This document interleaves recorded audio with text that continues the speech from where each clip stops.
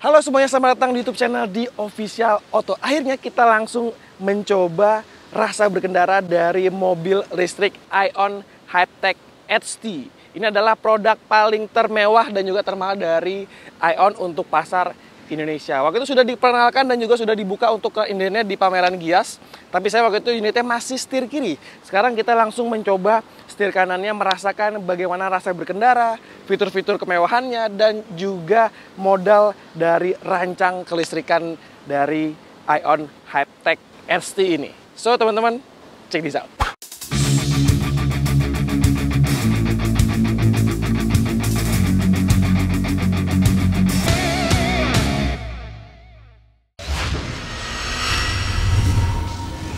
Teman-teman bisa lihat memang ini desain sebuah mobil listrik punya identitas mewah gitu ya. Teman-teman bisa lihat di bagian depan dia tampil clean sekali tanpa ada kisi-kisi karena memang mobil listrik tidak perlu ada pendinginan di komponen dalam, radiator nggak ada. Nah, di depan dia pakai headlight yang disebut ION sebagai diamond headlight karena memang ada potongan seperti berlian gitu ya di bagian sini. Modelnya floating, atas dan bawah, atas untuk penerangan lampu dekat dan untuk bawahnya untuk high beam. Di bawahnya ada penanda sein dan sudah LED juga, dan ini juga ada penerangan daytime running light yang ketika menyala memang tampilannya ataupun visualnya benar-benar cantik. Di bawahnya sini ada sensor radar, teknologi ADIGO. Jadi ini salah satu fitur ataupun teknologi ADAS sebagai bantuan semi otonom. Nah, selain ada sensor radar, juga dibantu dengan perangkat kamera tepat di bagian windscreen ataupun di kaca depannya. Jadi memang nggak banyak tarikan-tarikan yang lebay ataupun yang berlebihan ya, tapi membuat tampilan depan dari ION Hypertech LC ini cukup ataupun bisa menarik perhatian ketika Anda membawa ini di jalanan. Sekarang kita geser ke bagian samping karena desain yang menarik juga ditawarkan oleh ION Hypertech HT yang premium ini. Oke, secara dimensi dia punya panjang 4,9 meter lebih, lalu juga lebar di 1,9 meter lebih dan tingginya sekitar 1,7 meter. Nah, dengan dimensi yang panjang tadi dia punya ataupun menyajikan wheelbase ataupun jarak sumbu roda yang juga panjang di 2935 mm yang tentunya akan menawarkan keluasan kabin, kelapan kabin ketika Anda menjadi driver dan apalagi ketika menjadi penumpang di baris keduanya. Nah, sebagai SUV tentu adalah ground clearance-nya dibuat tinggi 150 mm yang ini racikan yang cukup untuk sebuah SUV, apalagi memang penggunaannya adalah sebagai SUV perkotaan. Nah, teman-teman lihat deh, siluetnya sedikit dibuat coupe. Dari atap sini sampai ke belakang dia sedikit melandai. Ini mirip mengambil desain dari Mercedes-Benz GLE Coupe, lalu juga mirip juga dengan Porsche Macan, ataupun punya kemiripan juga dengan Tesla Model X. Jadi memang cukup menarik lah desain-desainnya, dan dia sudah pakai door handle model auto flash, jadi ngumpet gitu ya ketika dia terkunci, dan dia sudah menggunakan kaca yang frameless. Jadi ketika Anda membuka ataupun menutup, ketika membuka dia akan langsung menurunkan kaca, dan ketika menutup dia akan langsung menaikkan kaca secara otomatis. Nice. Sekarang kita lihat ke bagian belakangnya. Teman-teman, ini adalah tampilan belakangnya. Jadi memang konsisten antara visual di eksterior depan, samping, dan juga mengeluar ke bagian belakang. Sekali lagi konsisten menawarkan visual yang futuristik dan juga tampil mewah gitu ya. Karena saya bisa bilang dia menggunakan stop lamp tail light yang terintegrasi. Jadi dari bagian sebelah kanan, tengah sampai ke sisi sebelah kirinya ini menyala. Dan teman-teman lihat, potongan stop lampnya dibuat diamond cut juga, jadi ketika menyala ini semburan cahayanya tuh keren gitu. Jadi kayak ada sisi kiri, sisi kanan ini terkena. Nah, ini adalah lampu malamnya. Jadi ketika nyala di area nyala, lalu ini untuk lampu pengereman, dan di sini untuk lampu sennya. Jadi ketika teman-teman lihat dari samping, jadi seperti ada ductile ataupun komponen wing di bagian belakangnya. Nah, dia sudah automatic power tailgate. Ada 3 pilihan sebenarnya, dari kunci kita bisa buka, dari dalam juga bisa lewat head unitnya.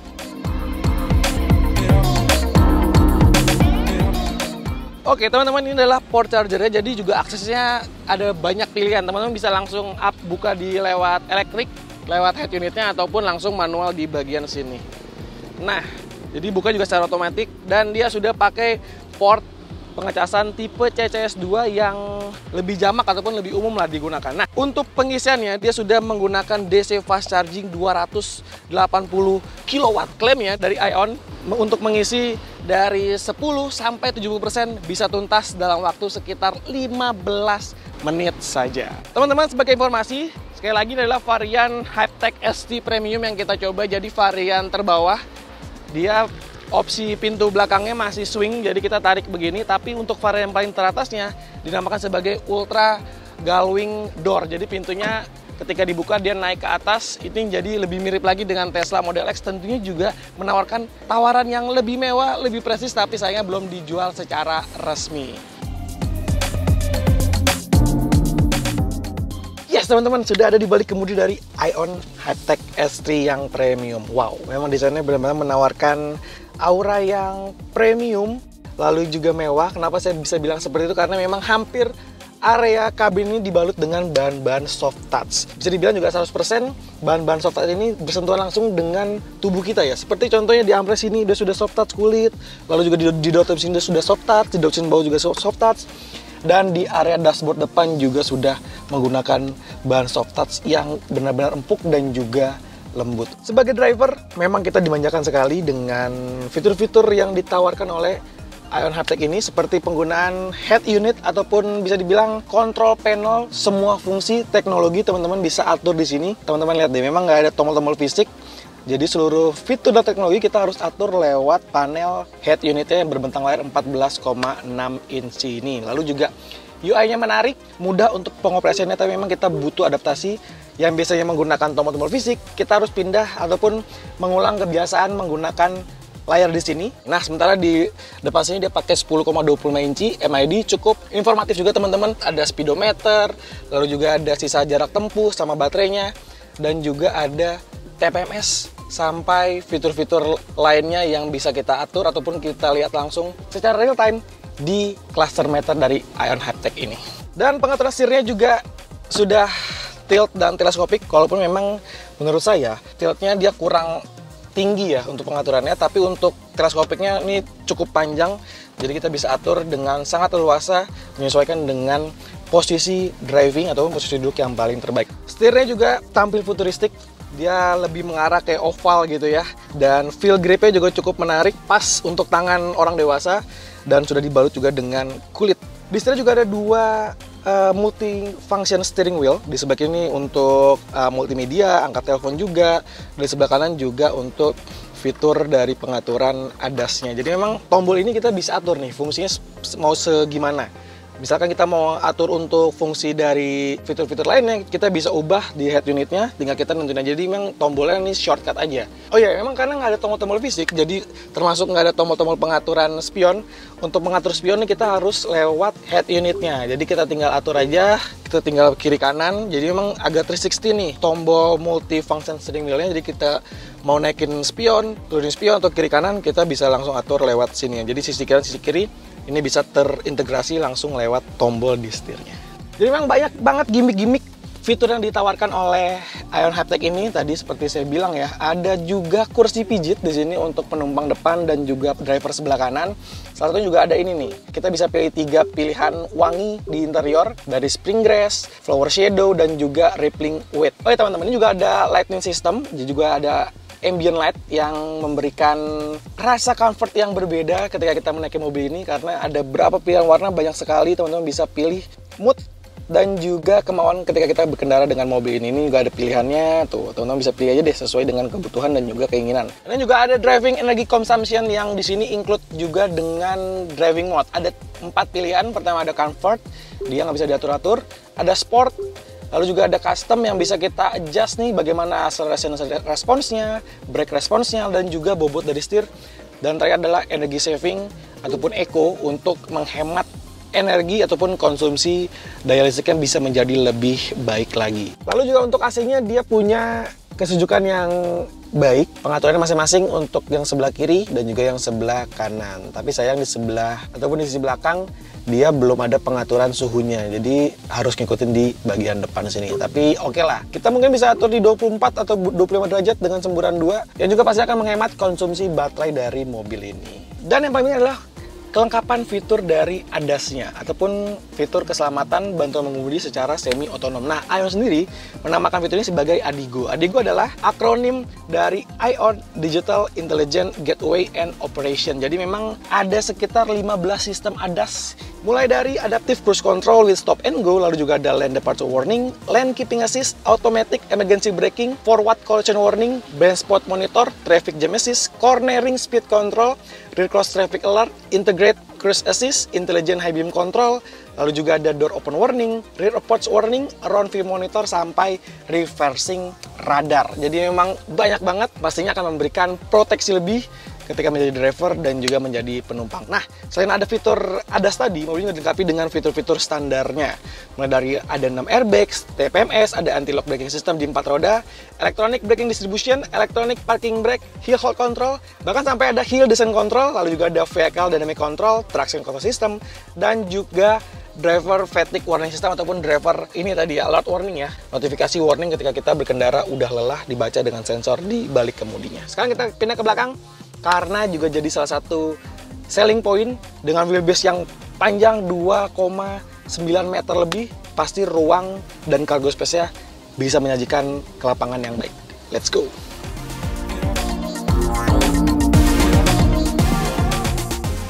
Sebagai penumpang gitu ya, di bagian sebelah kiri jadi space paling utama mungkin karena juga ada fitur-fitur pemanjanya. Seperti di sini ada untuk sanggahan kaki. Nah, teman-teman bisa lihat. Jadi ketika lagi duduk sebagai penumpang, kaki bisa seperti ini, jadi bisa agak jungkit gitu ya.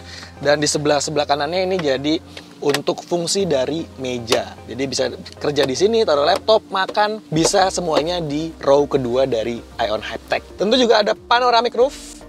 Tapi sayang belum ada sunroofnya. Tapi yang menarik adalah bentang layarnya sangat panjang, lega, dan melengkung. Jadi memang coupe tadi seperti saya bilang, jadi ketika dari depan dia rata tapi ke belakangnya melengkung. Nah, jadi ketika jadi penumpang di sebelah kiri juga kita dimudahkan untuk aksesnya. Jadi ketika ingin punya space yang lebih besar, kita tinggal majuin aja lewat tombol elektrik di sini untuk memajukan kursi depan, ataupun merebahkan juga kita bisa atur di sini. Dan yang menariknya adalah kursi ini bisa jadi sofa mode, teman-teman. Jadi ketika kita ingin berkendara jarak jauh disupirin gitu ya, ini kita bisa rebahkan di sini. Oke, dan kita buka headrest sebentar ya. Kita buka headrestnya seperti ini. Dan fungsi dari sofa mode bisa kita pakai di Ion Hype-Tech HT Premium ini. Nah, jadi kira-kira seperti ini. Mohon maaf, kita nggak buka sepatu tapi aman lah ya. Nah, seperti ini. Jadi bisa lebih enjoy, lebih relax, lebih comfort ketika menjadi penumpang di bagian belakang. Nah, hacknya, jadi kan memang di pilar ataupun di row baris kedua ini nggak ada fitur pijat ya teman-teman. Jadi kita bisa manfaatin fitur pijat di depan untuk memijat area betis kaki kita. Jadi masih bisa mendapatkan fitur-fitur ini walaupun memang sebagai penumpang belakang ini nggak ada fitur pemijatnya. Jadi kita bisa akal-akalin lah seperti itu. Tapi keren juga, nyaman juga dengan adanya sofa mode di Ion Hype-Tech ini. Ini mungkin yang paling saya suka juga sebagai penumpang. Karena mungkin sedikit jarang ya, apalagi mobil listrik bertema SUV, biasanya tuh recliningnya nggak bisa diatur, ataupun bersifat fix satu step aja. Tapi di Ion Hype-Tech ini dia punya sudut rebah yang menurut saya paling terbaik, karena bisa kita rebahkan sampai 143 derajat. Jadi seperti ini teman-teman. Ini adalah simulasi ketika Anda lagi duduk santai, di belakang, rebah sekali, legroom lega, headroom lega. Bisa seperti ini, layaknya bos. Buka laptop ataupun ngobrol dengan asisten, ini udah sangat membanjakan sekali untuk di baris kedua Ion Hype-Tech. Di depan juga ada kisi-kisi AC, masih seperti ini. Di bawahnya ada USB slot tipe C. Ruang penyimpanan juga banyak. Ada penyimpanan di bawah sini, walaupun memang dimensinya nggak terlalu besar. Ada cup holder. Di sini juga ada armrest yang kokoh. Jadi ketika kita berkendara ataupun berselancar ke mobil hanya berdua penumpang saja, jadi lebih luxury, lebih comfort, dan juga lebih spacious. Ini juga ada 2 cup holder, dan ini kokoh teman-teman. Untuk memanjakan telinga, dia menggunakan 22 speaker Dolby Atmos. Teman-teman bayangin, 22 speaker ini tersemat di dalam kabin dari Ion Hype-Tech HT Premium ini. Dan headrestnya dong teman-teman, ini juga empuk sekali. Lalu juga ada senderan di sebelah kiri dan sebelah kanannya, termasuk di bagian belakang juga sudah tersemat. Oh ya, untuk kulit joknya pakai leather dari Napa. Nah teman-teman, untuk akses keluar jadi memang cukup menarik. Kita nggak ada tombol utama ya di bagian di sini, jadi sudah elektrik, tinggal tekan aja, set, dia akan langsung membuka, diikuti dengan turunnya kaca sedikit untuk akses framelessnya. Tapi ketika Anda malas pakai fitur-fitur yang canggih ini, juga ada tuas di bagian sini. Nah, untuk membuka. Jadi memang ada dua opsi yang dikasih sama Ion, dan sudah tersemat juga di semua row, baik di row pertama, row kedua juga sebagai penumpang di belakang. Oke, let's go. Sekarang kita langsung cobain aja rasa berkendara dari Ion Hypertech kita coba sebagai mobil harian. Let's go.